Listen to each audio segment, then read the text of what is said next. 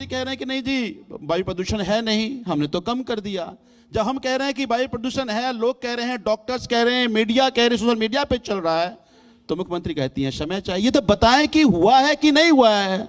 तो लोगों का जो ये कंफ्यूजन है और लोगों के जो मुद्दे हैं, उस मुद्दों को हम लोगों तक पहुंचाने की कोशिश कर रहे हैं। तो सर आपको लग रहा है ऐसा, कुलदीप सर, ये सवाल मेरा आपसे है कुलदीप जी, कि इश्यूज जो है उनको नॉर्मलाइज करने की कोशिश की जा रही है?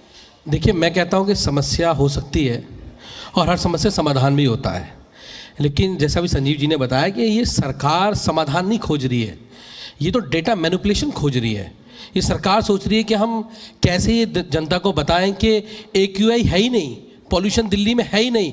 मैं भी पर्यावरण मंत्री जी का सुन रहा था बयान, जो देश के पर्यावरण मंत्री, उन्होंने भी कहा कि दिल्ली का AQI 450 से पार ही नहीं गया।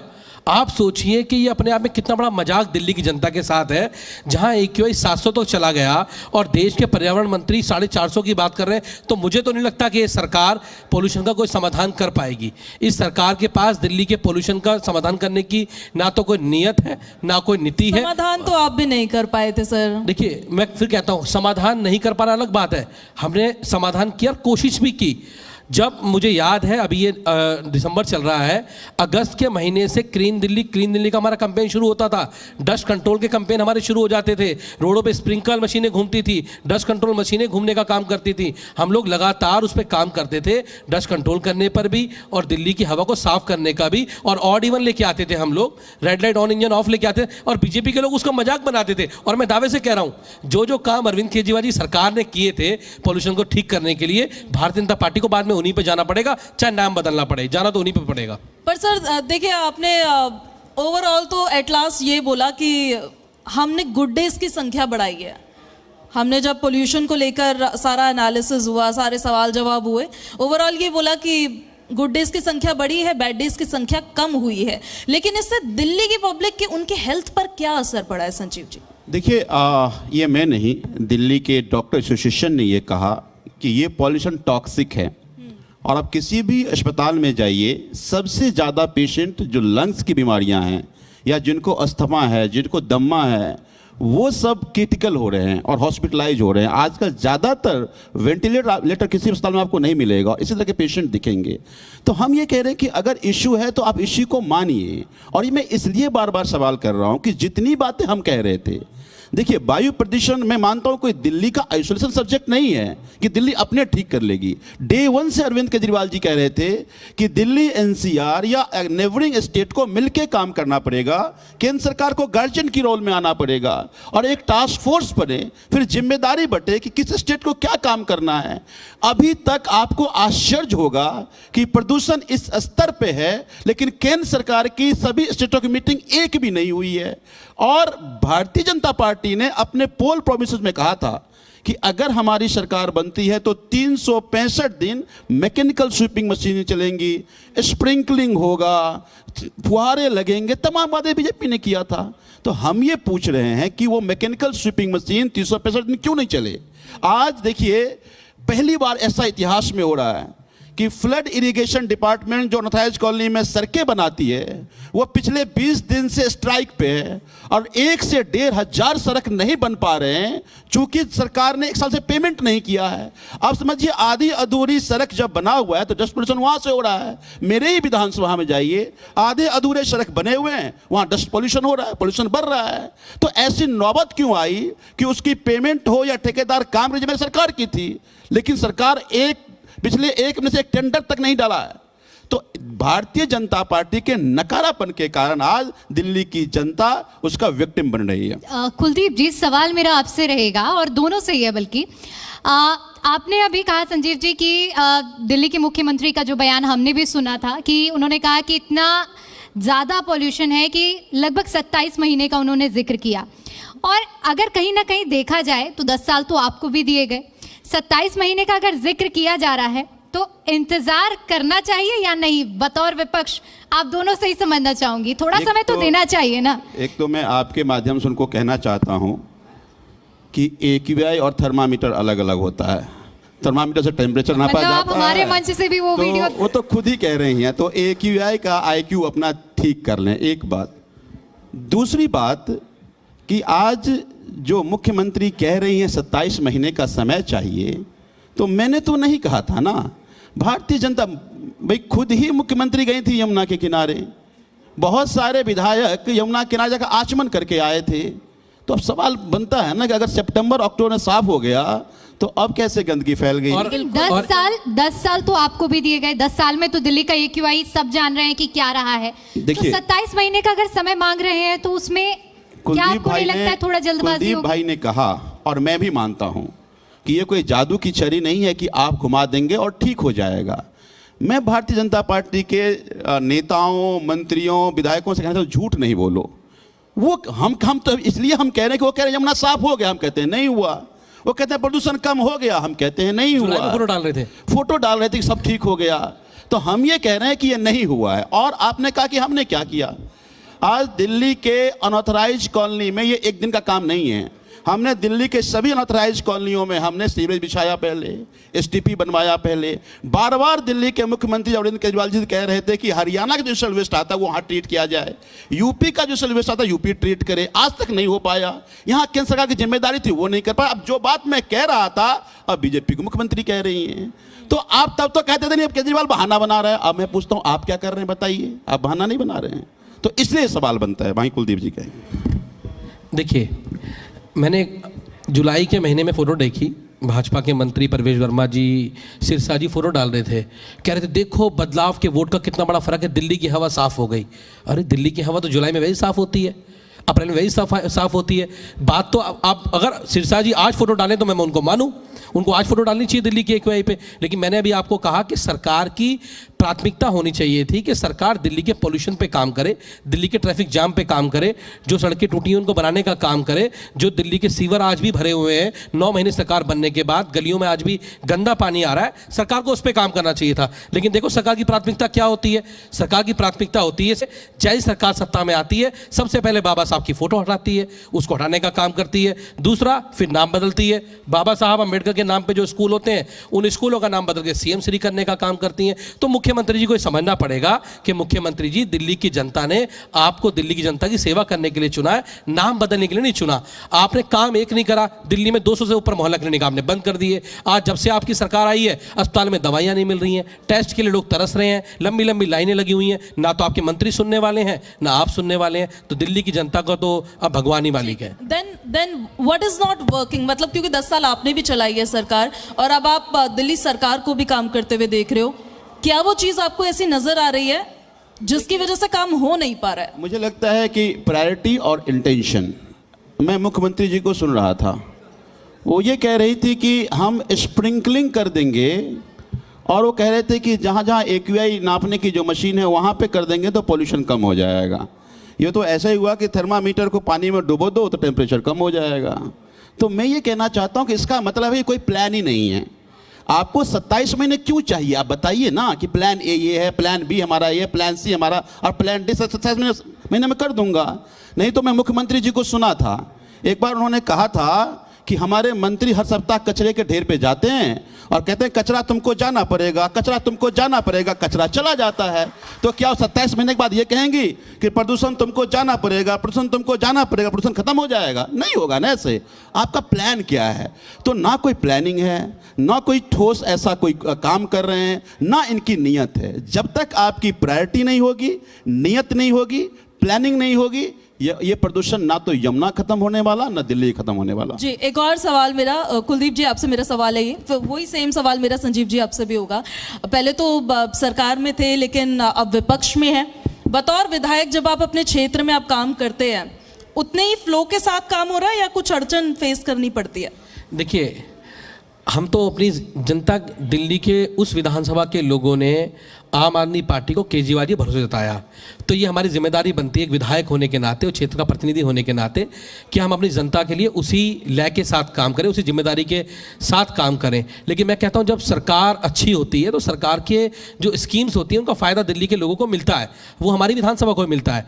लेकिन आज जैसे CCTV कैमरे दिल्ली में लगे होते थे तो मेरी विधानसभा में लगे होते थे, वो एक स्कीम थी, चलती थी, आज वो स्कीम बंद पड़ी है, उसका कोई पेमेंट नहीं हो रहा है, लोग परेशान हैं। जैसे संजीव जी ने बताया, हमारी विधानसभा, हमारी जो सड़कें बन रही थी, जो हमने अरविंद केजरीवाल जी ने हमें फंड दिया था अपनी 2025 में ही, लेकिन वो आज भी काम रुके हुए हैं और वो हमारे नहीं रुके, बीजेपी विधायकों को रुके हुए, पेमेंट नहीं हो रही है। तो मैं पूछ रहा हूँ कि सरकार को काम रोक के कोई फायदा नहीं हो रहा है। मैं तो कह रहा हूँ हम तो उसी जिम्मेदारी के साथ एक जनप्रतिनिधि होने के नाते हमारी जिम्मेदारी जनता के प्रति है, हम उनके सुख और दुख में खड़े होंगे, जब भी जनता की क्षेत्र की आवाज उठानी होगी हम आवाज उठाएंगे। लेकिन सरकार अगर अच्छा काम करती है, सरकार के पास अगर अच्छा विजन होता है तो उसका लाभ सभी को मिलता है, चाहे पक्ष हो और विपक्ष हो। और मैं जिम्मेदारी से कह रहा हूं कि सरकार के पास आज दिल्ली के डेवलपमेंट के लिए कोई विजन नहीं है, और उन्हें अगर चाहिए तो अरविंद केजरीवाल से ले सकते हैं। दिल्ली के एक IITian पढ़े लिखे मुख्यमंत्री थे जिन्होंने दिल्ली की जनता को 24 घंटे बिजली देने का काम किया, अब मोहल्ला तो क्लिनिक दिल्ली देने में का दिख काम। नहीं रहे हैं कहीं पे, इसीलिए पूछ हो रही है कि कहाँ गए।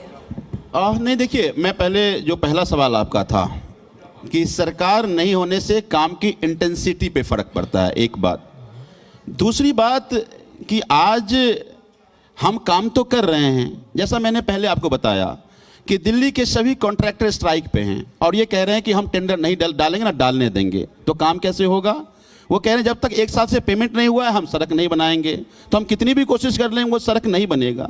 मोहल्ला क्लिनिक बंद कर दिया गया, और आपको सुन के आश्चर्य होगा कि दिल्ली में सेंट्रली सरकार मेडिसिन परचेज करती थी, 1 साल हो गया CPA का टेंडर नहीं हुआ। क्यों? चूंकि 2 मुख्यमंत्री और मंत्रियों में उसका वेंडर कौन होगा उसकी लड़ाइयां चल रही हैं। अब उनके आपस की लड़ाई का परिणाम ये हो रहा है कि दिल्ली के अस्पतालों में दवाइयां नहीं हैं, तो वो जो फर्क है वो फर्क पड़ता है। और दूसरा सवाल जो आपका था कि वो हैं कहाँ, अरविंद केजरीवाल जी आम आदमी पार्टी जो एक नेशनल पार्टी है उसके नेशनल कोऑर्डिनेटर हैं, और आम आदमी पार्टी केवल दिल्ली में नहीं है, पंजाब में हमारी सरकार है, गुजरात में हमारे विधायक हैं, गोवा में हमारे विधायक हैं, अलग अलग राज्यों में चुनाव लड़ रहे हैं। तो अरविंद केजरीवाल जी आम आदमी पार्टी के नेशनल एक्सपेंशन के लिए और जहां जहां चुनाव की तैयारी के लिए अपना काम कर रहे हैं। दिल्ली में हम अकेले काफी हैं, हमसे ही इतने परेशान हैं वो कि हमने रेखा जी को क्या सवाल पूछ लिया, मेरे यहाँ सभी नेताओं को बैठाया और बुलाया, कहा किसी भी तरह से संजीव झा को बदनाम करो, तो वो तो हमसे ही परेशान है, वो आ जाएंगे पानी कहाँ चले जाएंगे। लेकिन अच्छा संजीव जी एक चीज और ऐड करना चाहूंगी, क्योंकि ब्रांड केजरीवाल, जब अरविंद केजरीवाल का नाम देश के किसी भी कोने में लिया जाए तो उसका नाम दिल्ली एक बच्चा जोड़कर बता देगा कि भाई दिल्ली से अरविंद केजरीवाल हैं। और दिल्ली में ही चाहे आपकी सरकार जाने के बाद, चाहे हम बात कर लें अभी प्रदूषण की, इससे पहले हमने देखा कि किस तरह से बाढ़ की परिस्थिति रही, क्या ऐसा नहीं लगा कि दिल्ली के इस दर्द में अरविंद केजरीवाल कहीं गायब रहे? नहीं, तो शायद ठीक से फिर आपको जानकारी नहीं है। जब बाढ़ आया अरविंद केजरीवाल जी हर एक एरिया को कैंप में गए, मैं भी था, कुलदीप भाई भी थे, हम सब लोग साथ में अरविंद जी के साथ कैंप गए। जब दिल्ली की झुग्गी टूट रही थी तो अरविंद केजरीवाल जंतर मंतर पर आकर के उनको चेतावनी भी दी सरकार को, अगर इस तरह से झुग्गियां तोड़ेंगे तो झुग्गी के लोग सड़कों पर आ जाएंगे। उस मुखरता के साथ नहीं नजर आ रहे हैं, ये तो सवाल हर जगह उठ रहा है। वो तो हम दोनों का ही जवाब नहीं दे पा रहे, तो उनकी मुखरता क्या जवाब दे देंगे। अगर हमसे संभल जाते तो उनकी जरूरत पड़ती, उनकी जरूरत ही नहीं है। अभी हमारे सवाल का जवाब नहीं दे पा रहे हैं। अभी वो आएंगे तो क्या होगा? सैनिक तैनात है और अभी राजा कहीं और ध्यान दे रहे हैं। नहीं, कोई राजा नहीं। आपने जिस ब्रांड की बात करी, अब वो ब्रांड दिल्ली की नहीं, उस ब्रांड की जरूरत देश के अलग अलग राज्यों को भी है और देश को भी है, उसके लिए वो काम कर रहे हैं। एक सवाल और भी है मेरा। अभी कुछ वक्त पहले तरविंदर सिंह मारवा जी बैठे हुए थे, तो मैंने उनसे पूछा कि सर वो जो फ्री में सिलेंडर मिलने थे वो कब मिलेंगे? वो आए नहीं, 2 त्योहार चले गए। उन्होंने कहा ये आम आदमी पार्टी सारा खजाना खाली करके चली गई है और जब वो भर जाएगा तब वो आएंगे। कहाँ गया खजाना? ये बड़ा इंटरेस्टिंग है। जब बजट बन रहा था तो 1 लाख करोड़ का बजट बना दिया। हमने तब भी हाउस में कहा था कि मैडम आपको जानकारी नहीं है, आपको अधिकारी या आपके ऊपर के लोग गुमराह कर रहे हैं, ये 1 लाख करोड़ हो ही नहीं सकता। रेवेन्यू रियलाइजेशन अगर 70,000 करोड़ का है तो आप 1 लाख करोड़ बजट बना कैसे रहे हैं? अब उन्होंने 1 लाख करोड़ का बजट बना लिया। अब उस 1 लाख करोड़ में जो मजबूत मंत्री था वो पैसा ले लिया, बाकी पैसा खत्म हो गया। तो आपके पास मैनेजमेंट नहीं था। आपने अच्छा शब्द, देखिए दुख की बात क्या है और गंभीर बात क्या है।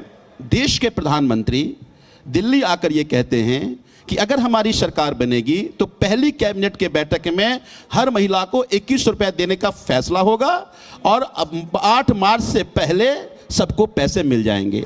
जब खजाना की बात कर रहे हैं तो देश के प्रधानमंत्री ऐसा नहीं बिना तैयारी की बात कर रहे होंगे, उन्हें दिल्ली के खजाना का भी पता किया होगा, CS से पूछा होगा, LG तो उनके अपने से पूछा होगा। तो क्या देश का प्रधानमंत्री झूठ बोल गए या देश का प्रधानमंत्री बिना तैयारी के बोलते हैं? अगर ये दोनों बातें हैं तो ये देश के लिए ठीक नहीं है। अच्छा, मेरा इसमें एक और है। मैं तो पूछता हूं कि अगर जब पहला बजट पेश हुआ जो 1 लाख करोड़ का संजीव जी ने बताया, तो मुख्यमंत्री जी ने कहा जी पहले वाली सरकार ना बहुत लड़ती थी, इसलिए केंद्र सरकार से पैसा नहीं मिलता था, अब हम भर भर के खजाना लेके आएंगे। मैं पूछना चाहता हूं मुख्यमंत्री जी, वो भर भर के खजाना कहाँ है दिल्ली वालों का? आप कॉन्ट्रैक्टर की पेमेंट तो कर नहीं पा रहे हो, आप सीवर की मशीनें तो खरीद नहीं पा रहे हो, वो खजाना कहाँ है? हम तो भरा खजाना आपके लिए छोड़ के गए थे, लेकिन आपने उसका यूटिलाइज नहीं किया क्योंकि आपके पास मैनेजमेंट नहीं है बजट को मैनेज करने का। हम विपक्ष में होने के बावजूद भी सदन में संजीव जी हो या हम हो या हमारे लीडर ऑपोजिशन अतिशी जी हो, हम सरकार को ये आगाह करते हैं कि ये अधिकारी आपको गुमराह कर रहे हैं। लेकिन आज मुझे बड़ा दुख होता है कि जो गड्ढे इस भारतीय जनता पार्टी ने हमारे लिए खोदे थे, आज उन्हीं गड्ढों के अंदर ये भारतीय जनता पार्टी और सरकार गिरने का काम कर रही है। चलिए, अब मैं आप दोनों से ही, चूंकि दिल्ली विधानसभा चुनाव हुए तो काफ़ी दिन हो गए हैं, लेकिन फिर भी जब आप दोनों ये मंच हमारे साथ साझा कर रहे हैं तो मैं बहुत शॉर्ट में आपसे समझना चाहूँगी कि एक तरह से कई फैक्टर्स ऐसे कहे जा रहे हैं जो दिल्ली में आप लोगों को हार का सामना करना पड़ा है। एक फैक्टर इसमें एंटी इनकम्बेंसी भी कहा जा रहा है। अगर मान लें कि दिल्ली में आम आदमी पार्टी के लिए एंटी इनकम्बेंसी रही है, तो वो क्या फैक्टर्स आप दोनों ही मानते हैं जो आपकी विधानसभा क्षेत्र में काम नहीं कर पाए हैं? पहला सवाल। दूसरा सवाल यह है कि अभी पूजा ने भी इस चीज का जिक्र किया था कि जब सरकार में बीजेपी है तो आप लोगों को चुनौतियों का भी सामना करना पड़ रहा होगा। उन चुनौतियों के बावजूद आपकी विधानसभाओं में आपकी प्राथमिकता आने वाले समय में क्या रहने वाली है? देखिए, आपने जैसा पहले कहा 10 साल हमारी सरकार रही और 10 साल में शानदार काम हुए। जब जब शिक्षा और स्वास्थ्य की बात आती है तो दिल्ली के अरविंद केजरीवाल सरकार की बात अपने आप आ जाती है। अनऑथराइज कॉलोनी में खूब काम हुए, बिजली में खूब काम हुए, पानी में खूब काम हुए। लेकिन आपने पूछा कि फिर ऐसा क्या हुआ, तो ये भी मुझे लगता है कि डेमोक्रेसी में एक जो ताना बाना है, उस ताना बाना को छेड़छाड़ करके सरकार की सारी पावर एलजी को दे दी गई। और पिछले लास्ट जो 1.25 साल हमारे सभी नेता जेल में थे और एलजी साहब ने अपने अधिकारियों को डायरेक्ट करके लगातार जल बोर्ड का पैसा रोक दिया, सभी डिपार्टमेंट का पैसा रोक दिया, लोग परेशान हुए। और फिर उन्होंने जाकर कहा कि नहीं, डबल इंजन की सरकार अगर होगी तो सब ठीक हो जाएगा। एक बात। दूसरी बात, दिल्ली के चुनाव जिस तरह से हुआ वो सबके सामने है।